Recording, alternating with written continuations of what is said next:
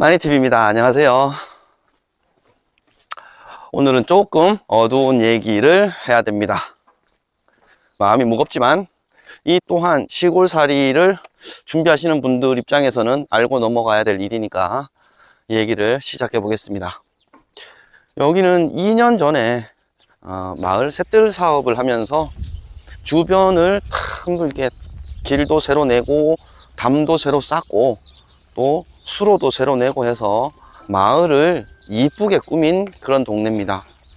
그렇게 하면서 마을에 빈집들이 있었는데요, 이 빈집들을 비워두지 말고 사람이 살게 하자 해서 마니TV가 임대 영상을 찍었던 곳입니다. 2년이 지난 지금 다시 와보니 사람들이 잘 살고 있을 걸로 봤는데요, 의외로 좋지 않은 결과가 있습니다.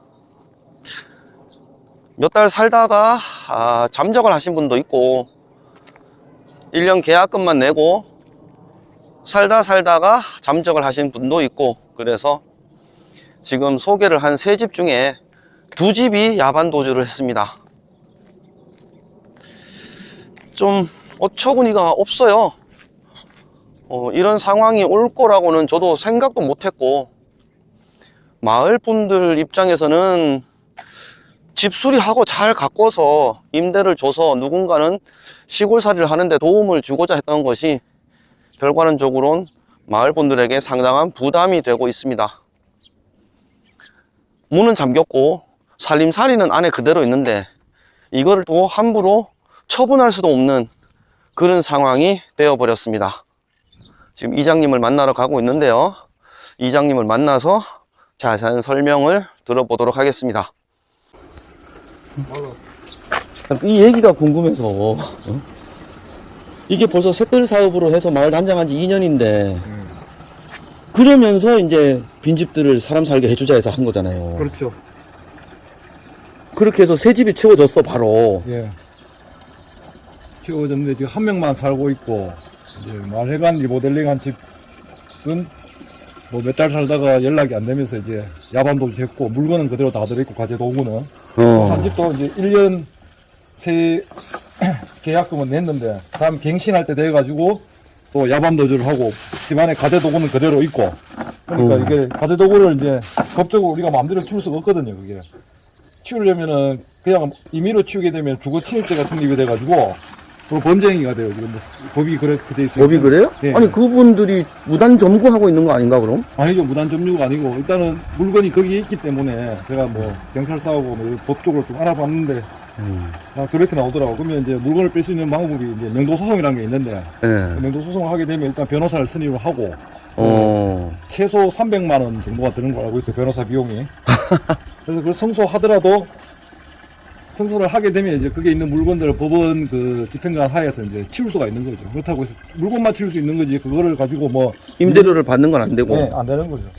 주인 입장에서는 자기 집인데도 불구하고 이제 마음대로 할 수 없는 서로 이제 골칫덩어리가 된 거죠. 아예 연락을 안 받겠죠? 예, 안 받아요. 왜 사람들이 그러노?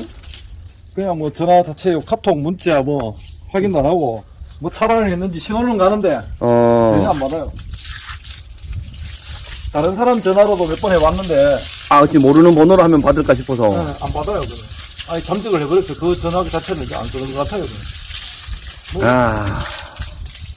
예담이지만 뭐 집에 가보고 뭐 전부 채권, 채무 독촉장만 뭐 다득 쌓여있고, 그러니까 이게 뭐. 우편함에 채무도둑장이 있어요.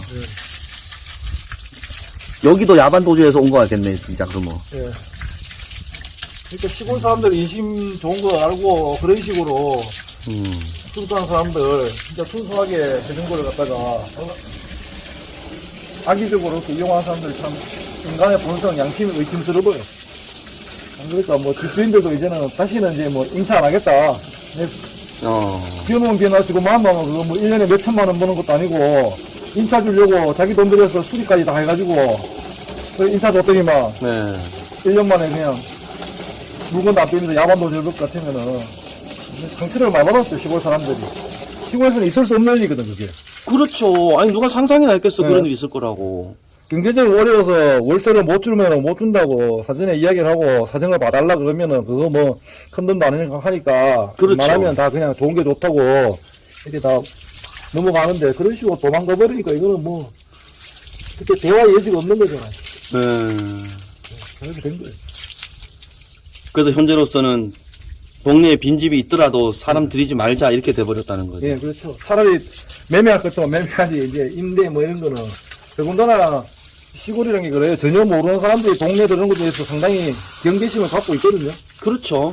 예. 그런 것들 제가 뭐 이장으로서 그래도 어른들 설득해가지고 했는데 이장으로서 저도 참 난감합니다. 소개를 한 저도 사실 좀 면목이 없습니다. 이제는 뭐 이게 의도는 참 좋은 거였는데 결과가 본의 아니게 나쁘게 나오니까 이런 걸로 참 그러네요. 그래요. 무거운 마음으로 두 집을 좀 둘러봤습니다. 마을에서 세단장을 하면서 또 새로운 사람을 맞으려고 마을 주민들이 의도적으로 의욕을 가지고서 시작을 했는데요. 결과론적으로는 마을에 상당한 부담이 되고 있습니다. 뭐 제 영상을 보고 이 집을 계약을 하셨을 테니까 혹여라도 여기에 거주를 하셨던 분이 이 영상을 보신다면 마을 이장님께 전화라도 한 통 하셔서 자초지종을 좀 설명을 하고 뭐 짐을 치워 주시든지 아니면 이 짐을 좀 폐기를 해달라고 부탁을 하시든지 그런 말씀을 좀 드려 주셨으면 좋겠습니다. 마을 입장에서는 있는 짐을 함부로 처리를 할 수 없으니까 변호사를 사서 뭐 소송을 걸어서 짐을 치울 수가 있다고 하는데요. 이 또한 비용이 300만원 뭐 내지 400만원 정도 든다고 하니까 마을 입장에서는 상당히 부담일 수밖에 없는 거죠. 예천군이 사회안전지수 체크에서 군 단위로는 전국에서 1등을 했습니다.